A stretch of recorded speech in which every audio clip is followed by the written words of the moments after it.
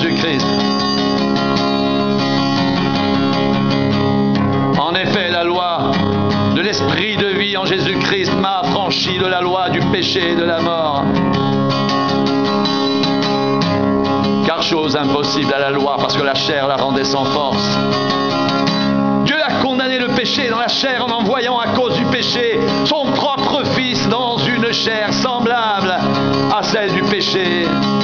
Et cela afin que la justice de la loi soit accomplie en nous, qui marchons non selon la chair, mais selon l'esprit.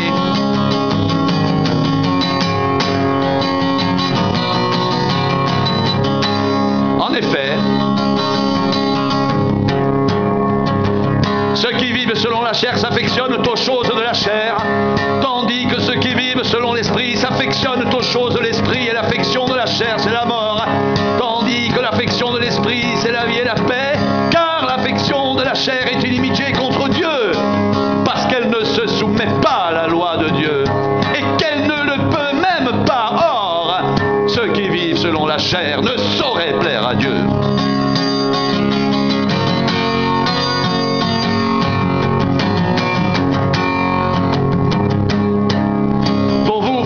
Pas selon la chair, mais selon l'esprit, si du moins l'esprit de Dieu habite en vous. Si quelqu'un n'a pas l'esprit de Christ, il ne lui appartient pas.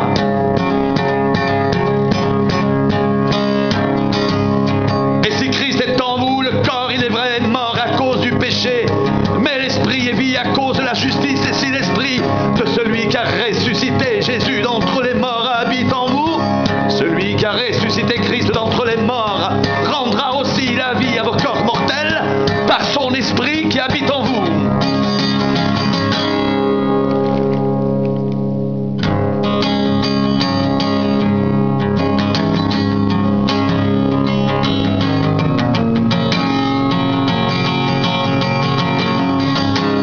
Ainsi donc, frères, nous ne sommes point redevables à la chair pour vivre selon la chair.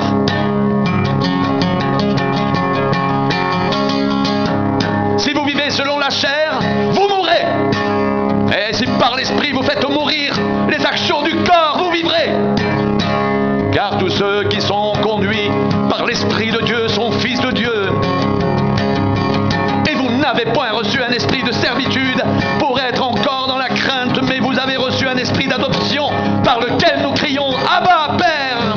L'Esprit lui-même rend témoignage à notre esprit que nous sommes enfants de Dieu. Or, si nous sommes enfants, nous sommes aussi héritiers, héritiers de Dieu, co-héritiers de Christ, si toutefois nous souffrons avec lui, afin d'être glorifiés avec lui.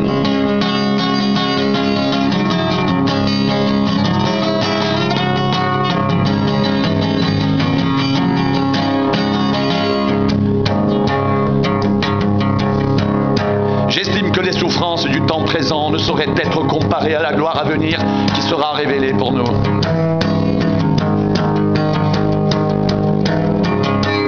Aussi la création attend-elle avec un ardent désir la révélation des fils de Dieu.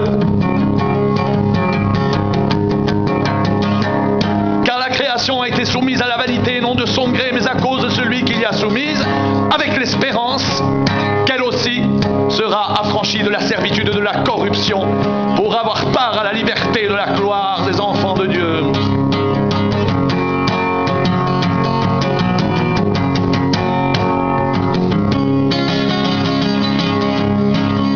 Or, nous savons que jusqu'à ce jour, la création tout entière soupire et souffre les douleurs de l'enfantement.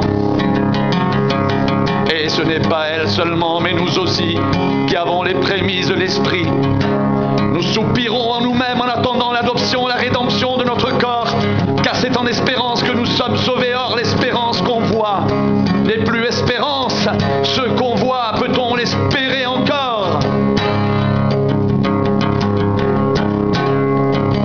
Mais si nous espérons ce que nous ne voyons pas, nous l'attendons avec persévérance.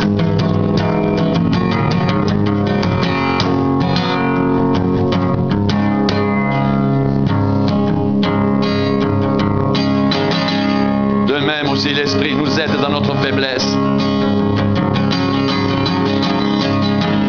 Car nous ne ne savons pas ce qu'il convient de demander dans nos prières.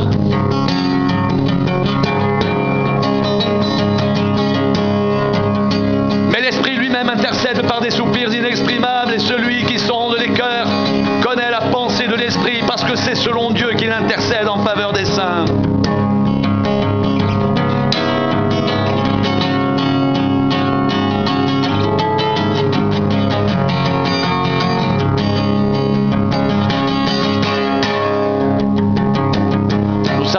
Que toute chose concourt au bien de ceux qui aiment Dieu, de ceux qui sont appelés selon son dessein. Car ceux qu'il a connus d'avance, il les a prédestinés à être semblables à l'image de son Fils, afin que son Fils soit le premier-né de beaucoup de frères. Et ceux qu'il a prédestinés, il les a aussi appelés. Et ceux qu'il a appelés, il les a aussi justifiés. Et ceux qu'il a justifiés, il les a aussi glorifiés. Que dirons-nous donc à l'égard de toutes ces choses?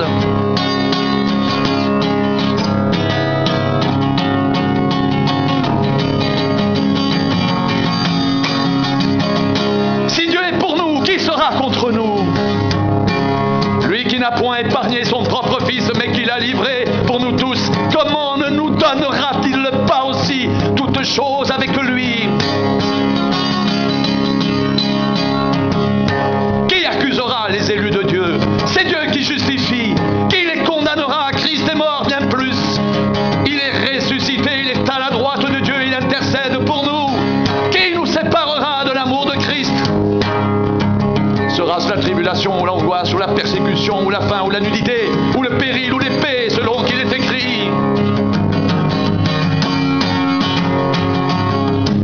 C'est à cause de toi qu'on nous met à mort tout le jour, qu'on nous regarde comme des brebis destinées à la boucherie. Mais dans toutes ces choses, nous sommes plus que vainqueurs par celui qui nous a aimés.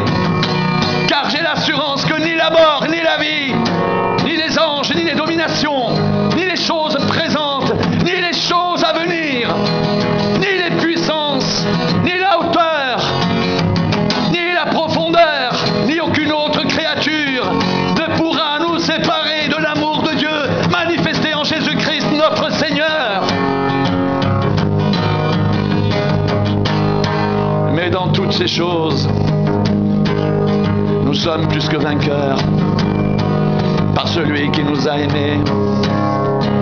Car j'ai l'assurance que ni la mort, ni la vie, ni les anges, ni les dominations, ni les choses présentes, ni les choses à venir, ni les puissances, ni la hauteur, ni la profondeur, ni aucune autre créature ne pourra nous séparer de l'amour de Dieu manifesté en Jésus-Christ